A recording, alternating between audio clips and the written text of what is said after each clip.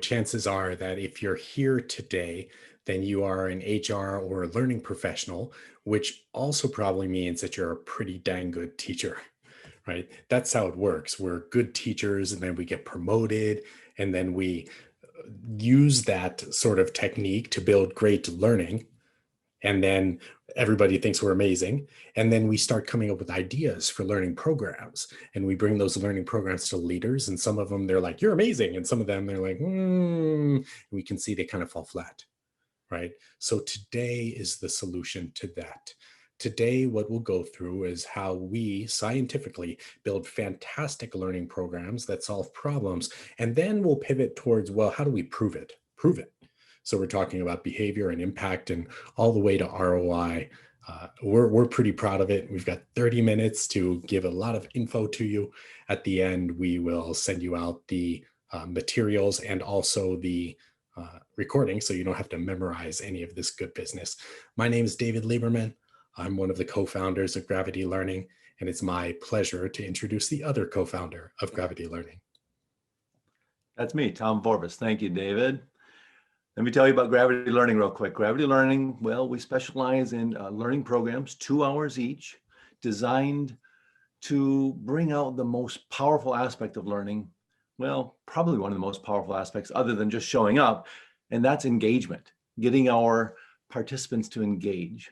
You can combine engagement with real life examples, peer-to-peer exercises that are well designed just for the audience. You take those 3 things and what do you have? You have an amazing combination for learning. Gravity's 2-hour workshops are revolve around people development, productivity, data visualization, savvy presentations.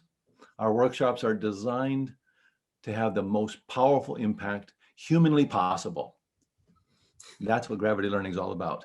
David, tell us what this session is about today. Great. Yeah, so today, really our goal is to get you to work with us, of course. And if you use some of the way that we do things in your work, then you're fantastic as well. At the end, we'll hang around. And if you want to talk about how to work with Gravity or ask us questions, or frankly, just have a nerdy learning conversation, we're into it. So with our 30 minutes, let's start right here. Somebody brings you a learning program. They say, hey, we need to have a class about this or a workshop about that. And most of us are eager to please. And we go, great, and we run off and do it. Except that's a big mistake, right? Because then our facilitators come in and they talk about this or they teach that, when really that's not the goal. The goal here is to solve a problem, isn't it? Right? If I can solve your problem today, then that's a pretty good day. So the first step with every learning program all the time, always, is figure out what problems are we really attending to here? What's the challenge that we need to fix? So for example, I might say something like, Tom, what are the problems that we're really trying to deal with? What are the most important things for you to fix in your organization right now? Well, one that comes to mind is I think it's a common problem. It's the lack of accountability. Let's say I'm a manager and I dictate or I request or I ask for things to be done. Well, the lack of accountability seems like the big problem to me. What do you think, David? Yeah, I think so as well. And when there's no accountability, work doesn't get done, and high performers are 40% more likely to become disgruntled. 40%, right? Leaders feel weird about when am I supposed to talk to people or when am I not, right? So we've now turned accountability into 4 different problems, right? Which brings us to step 2. It's a 4-step process of building fantastic learning programs. Step 2, now we have to watch out because human beings are very problem-centric. We say, hey, there's a problem, and we're like, great solution, let's come up with it. Except you've got yourself a big issue there, and maybe it's semantics. If you get rid of a problem, then you're left with nothing. And we can't do nothing. You can't go build a nothing. You know what I mean? What we can do is build a something, which is why step 2 is always to dig into, well, okay, so what do we actually want?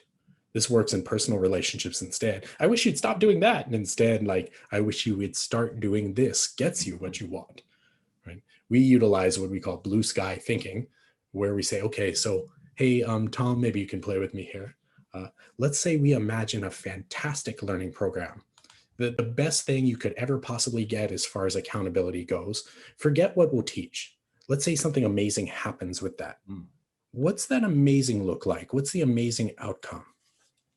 Well, thank you for that prompt there. I'm thinking about that now. If it's a lack of accountability is the problem, what would that blue sky look like? Or I always like to call it the PER, the perfect end result. I mean, if everything was perfect, blue sky, perfect end result, I think the flip side of the lack of accountability really would be better communication between management and the people doing the work, better communication back and forth. That's one. Maybe a better understanding of the task at hand, so the assignment is more clear and better received. Perhaps better tracking, so we know when things are getting done and what still needs to be done. That seems like a great idea. And how about the fourth one? Better visibility, so we all know where we stand in this process or this project or whatever we're trying to get accomplished. So I think those would be the four main things: communication, understanding, better tracking, and better visibility. That's what I think would make this blue sky happen. What do you think, David? Yeah, right. And so now instead of saying, let's have a class about accountability, or now instead of solving a bunch of problems, now we've got here's what we want. And if we've got here's what we want, then we can do our next step in building a fantastic learning program. This is the way we do it every single time. You say, okay, if we know what we want, what skills do people have to learn to get them that? Right. So maybe leaders learn how to assign tasks in ways that are super clear.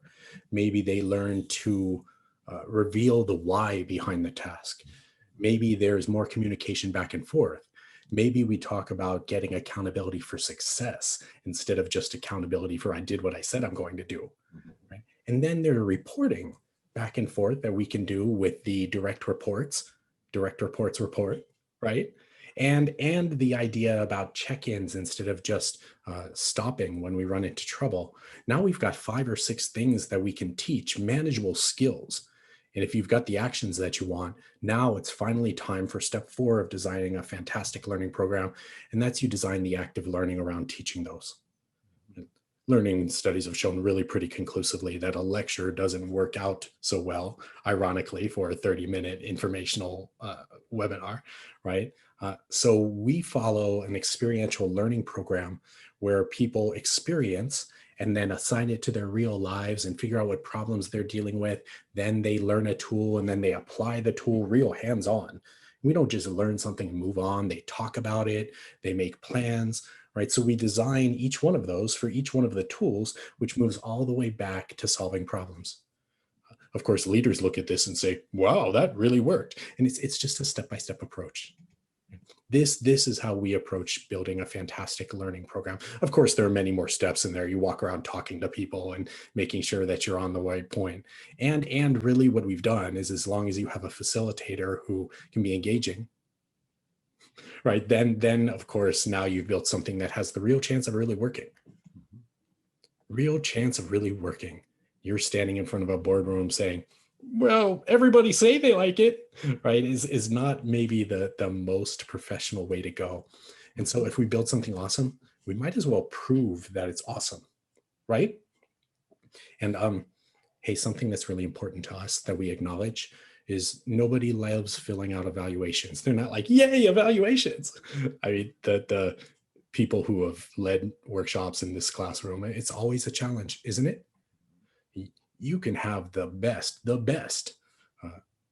plan for measuring in the whole world, and if nobody does it, it doesn't help that well.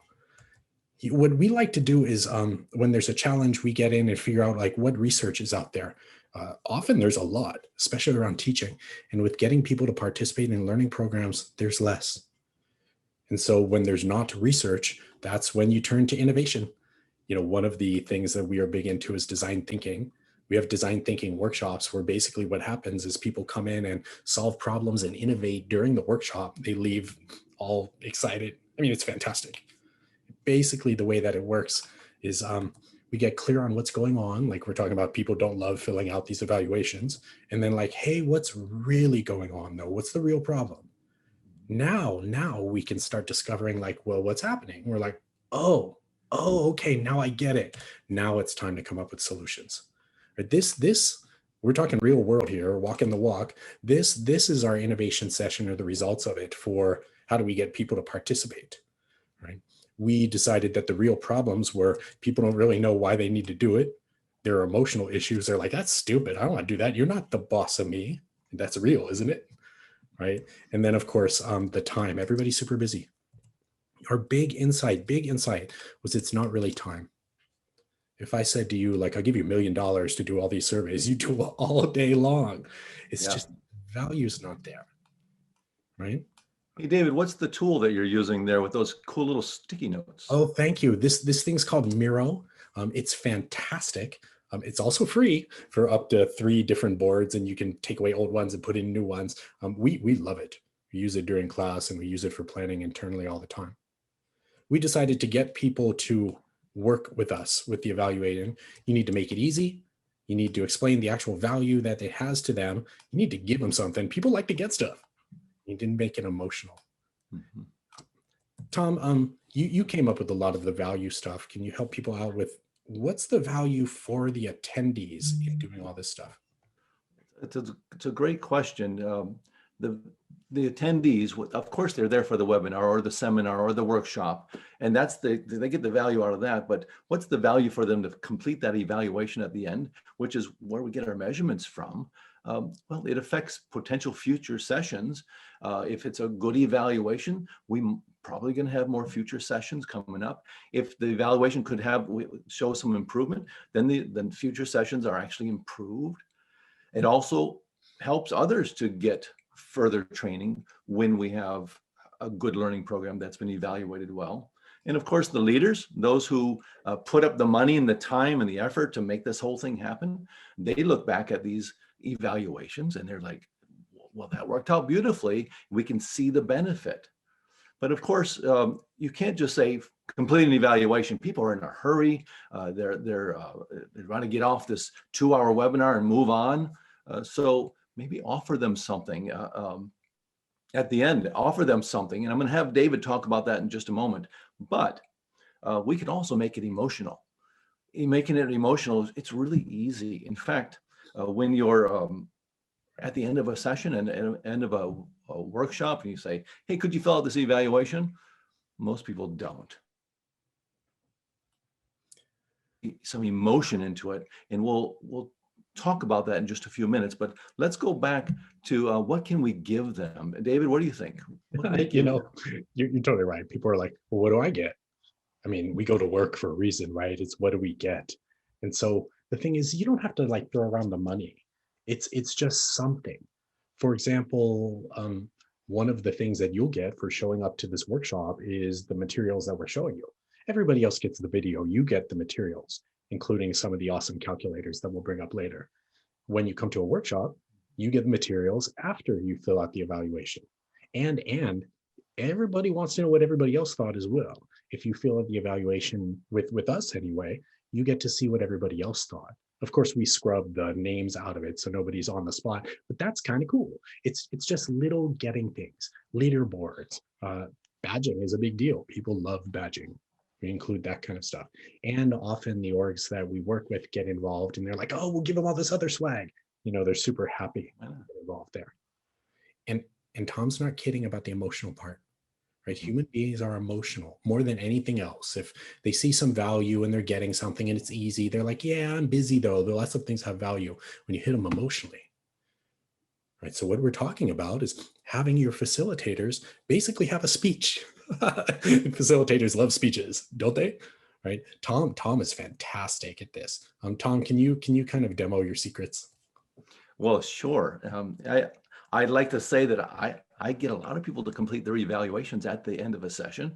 It's simple. It's really quite simple. As a facilitator at the end of the session, it's so easy to say, during the course of this process of developing and delivering this amazing workshop for you, there's leaders and decision makers, and if everybody knows who they are, you can name them by name. They've put up a lot of time and effort and, of course, company money to have you here.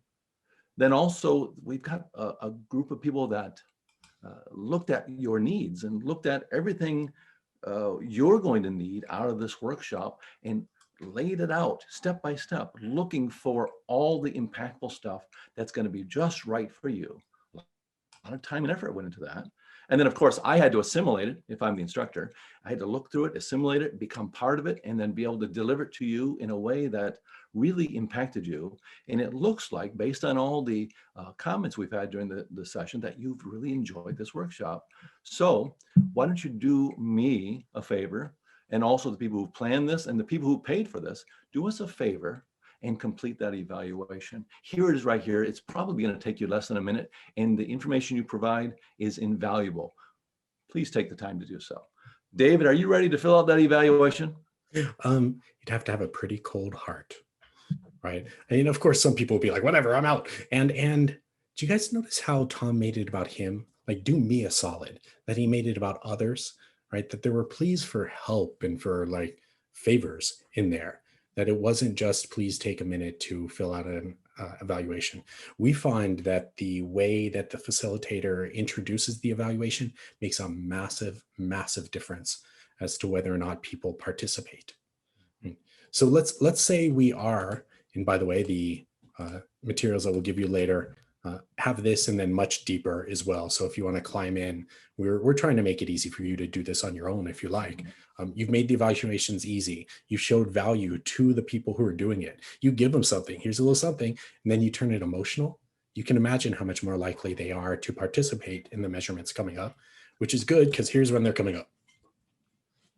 We start measurement before the session even starts. We measure during the actual workshop, which nobody else really does, and we find it's really important. About a week later, things start really drifting away, don't they? Right, so measurement's important there. And then if we really want to see if we really made a difference, that's what we're talking about. What we're really doing here is measuring reaction. We're measuring whether or not they actually really learned something. We're measuring whether they did anything about it, whether that thing had any impact. And of course, we need to get to the dollars and cents of it all, the sense of it all, which is ROI. So here's how that works. When we're looking at measuring reaction, what we're really talking about is like, are they even willing to do what we want them to do, right? If that reaction is positive, then of course. So we measure before they're learning about whether or not they're motivated, whether or not they intend to use something, if they learn anything and it's good, whether or not it aligns to goals. We measure during the session, actually. Tom is the virtuoso of that. Tom, can you tell me a little bit about how that works? Well, sure. Virtuoso, I don't know, but I'm enjoy polling the attendees during the session. For instance, if we show them a really cool tool in say time management, or a really slick, fast feature that they can use in Excel or whatever it is, and we say, do you think you could use this tool? And it's always a little of a little nervousness when you say that, because what if they don't like it, or what if they don't want to use it? But we want to know. So do you think you'll use this tool? And then, you know, these great new tools like Zoom and Teams, we have these built-in surveys that we can pop up on screen very quickly and say, do you think you'll use this tool the way we just learned it? Do you think you'll tell others about this tool? What's the likelihood of you using this tool in the next week? You know, maybe just one or two questions during the session. We gather that information and we put it into a database, and then we analyze it. And after a couple sessions, we've got a lot of data, and we can plainly see if these features that we've selected for this workshop are truly hitting home and truly making an impact, if people are really learning. See, without collecting that information in a survey, and I say, hey, did you like that? Let me know. And we get a couple of thumbs up in Zoom, or people say yes and type it in. That information is great right now, but it's lost almost instantaneously, especially lost once the webinar is over. We don't want to lose that reply, that engagement. So we capture it and we use that in our database metrics. And we'll talk about that in just a few minutes. What do you think about that, David? Pretty awesome, right? Well, I mean, I like it, haven't you? You know, and so I don't know about the rest of you, but I've attended workshops where I was like, wow, that was some great stuff. I'd love to be able to use that. And like, man, it was hard. It was complicated. It was deep. It was like only 20 steps to perfect marketing. Right. Nobody's going to do that, right? And so, one of the most important measurements is, are people even able to do what we want them to do? Which means, did they learn anything really? Mhm. There are two big ways that we approach this. One is we break down each session into the 3 or 4 most important things, and we ask people about those things ahead of time. If they know all about it already, well, then they probably don't need to be in the workshop. Then we have the workshop, and then we ask them again after. So we're talking about pre and post knowledge checks. We built those. We couldn't find anything that did them for us. So we built those out of Jot form and a Google Sheet and some pretty simple formulas that Tom developed. He taught me how to do it, so it's fairly simple. We teach all of that stuff as well. Um, and so we're talking about pre and post knowledge checks, and then we drip campaign. So those are like, what would you do here? Do you remember that? And it's kind of a mix of checking whether or not they know it and supporting them. So you can set that up earlier with mailing programs like MailChimp or ActiveCampaign is the one that we use. Now we're starting to really get there, right? So we're talking about measuring behavior and impact. And so that means 30, 60, 90 days, or all three, reaching out to people and saying like, hey, did you do any of that stuff? And if you did it make an impact at all? And we ask managers and leaders as well, right? Because it's not just about the attendees. Are people seeing the difference? And you think like nobody's going to fill those out, right? Tom? Well, I was just thinking about that, David. It's interesting. We get that pre-knowledge check, send it out, have people complete it. People are excited to complete it because that workshop's coming up. And then that post-knowledge check, and I just gave you that emotional plea to please complete it for us. We can take both of those, combine them together, and do some good measurement. But 30 days out, 60 days out, 90 days out, or whatever we agree to, it's really a powerful way of reaching out and saying, like David said, what have you used? And it's interesting to note that a large percentage of people complete those further out knowledge checks, 30 days, 60 days, 90 days. A large percentage of people complete them, more than you might expect. Why? Well, because it's on their own time. It's not right after the workshop where they're busy. I got to get back to work. I've been busy for 2 hours in this workshop. I got to get back to work. So getting them to complete those, that's a little more difficult. But these further out ones, people are more likely to complete them because it's on their own time. It's via an email. And also there's some bragging rights that pop up. It's like, yeah, I remember that. And I use that every day. I want to tell them. Or sure, this has saved me a lot of time over the last month. I think I should tell them that. And they tell us. And it's really, really great. The impact we see. Look like Tom is a little frozen there. And we compile it. We use, it's a tool we use, and it's a tool we teach people how to use to produce these amazing dashboards. So the people who put up the money, the people who facilitate, and also, of course, the attendees can look at these dashboards and see where the learning took place and how impactful it was. David, that's great stuff, isn't it? And it's not all that easy to build, but we will show you how. Yeah, we have workshops called Excel for people who are already good at Excel, and all of these things that we're doing. They seem interesting, but Tom taught me how to do it, and that's not my jam at all. So, if you want your folks to get in there, we're happy to show them as well. All right, so let's get to it. Let's say that we've designed a fantastic learning program based on solving problems and getting us things we want and active learning. And now we're measuring before and during and after the workshop and proving that people actually learned something. And they say that they used it and they say it made an impact. Yeah, but what about the money, right? And of course, executives are taught over and over again, you can't just say yes to something without a predicted return. And so when we start with ROI, and that's what we're talking about now, that's where we start with predicted return. Right? What do we need to make to really make our money back here? We have this fantastic tool that we'll pass on to you. Tom developed it, so it's better for me to let you. Tom, can you show it to us real quick? I'll show it to you real quickly. Sure. Thanks. It's a great tool called the ROI calculator. Now, the ROI calculator it's a Google sheet with some pretty basic formulas in it, but nonetheless, it produces some amazing output. Let's say, for instance, once you receive this ROI calculator, let's say we have one event. You see the red numbers, we've set those up, so this is what you're going to change. Let's say we've got 15 attendees. And let's say that on the average, it's $27 a salary per student. So we put in our numbers, maybe put in some other numbers down here, like the facilitator, $29.50, or whatever other expenses. And then take a look over here at the green space. This green space helps us appreciate when the ROI will take place. And as you can see, based on our input, less than a minute saved per day per attendee, we have ROI. So less than 2 minutes, 1.78 minutes per attendee saved because of what they learned in the workshop. They learned how to communicate better. They learned how to write a more efficient email, or they learned how to use Excel more efficiently. Who can't save less than 2 minutes a day? Well, come to our workshops and you'll save less than 2 minutes a day. Or maybe we can just put it right into money. Did we save a little over $1 a day?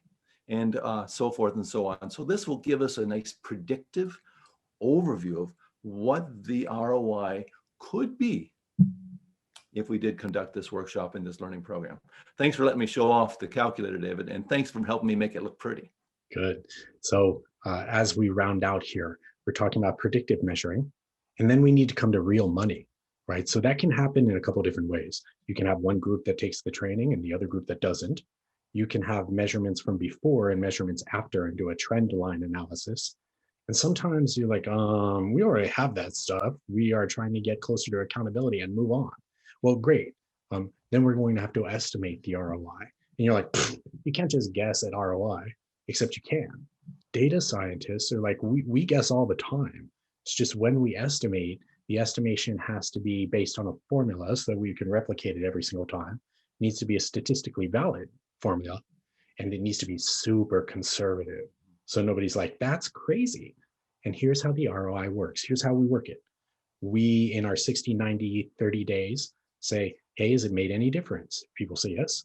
We say, well, where? And they're like, in time and in conflict.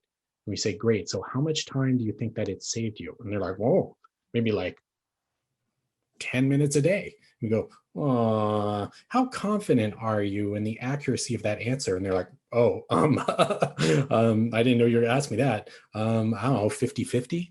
We say, great, then we're only going to count 5 minutes, right? So if they're 50% confidence, we count 50% of their answer. That's how data scientists make conservative estimates. And now we have real numbers with time that we can turn into money, right? Time and money are pretty easy. Conflict and money are pretty easy. There are tons of studies that show directly how it works. And there are all kinds of industry-specific tables about things like motivation and turnover and morale that turns directly into money. Call us up. We'll happy to share that sort of thing. That's how we're getting here to ROI. We're making sure that there's a super conservative estimation process, and then that process turns into money. Now you can imagine if you're in front of a leader saying, look, we're going to solve problems. How do you want it to be? This is going to be amazing. And they're like, amazing, you're amazing. And you're like, okay, awesome. You build tools in that so that you get that amazing. And then you measure the heck out of it so that you can stand in front of a boardroom and prove it. You're the person who gets listened to next time. Your learning programs get approved. And now people finally see the real value in learning that we all knew was there. Compared to capital investments, learning, when it's measured with ROI, often outperforms capital investments by a large amount. Now you can prove it. For Gravity Learning, my name is David Lieberman. For Gravity Learning, my name's Tom Vorbis, and thank you all for joining us, spending a half an hour with us, learning how to build fantastic learning programs that can be measured. If you'd like to hang out and ask questions, we will give me a chat or a hello in the chat, and we will unmute. And otherwise, thank you so much for hanging out with us. The clapping feels good. And feel free to check us out at gravitylearning.com. We're happy to make a difference in your organization's life. Thank you all. Have a great day. Okay.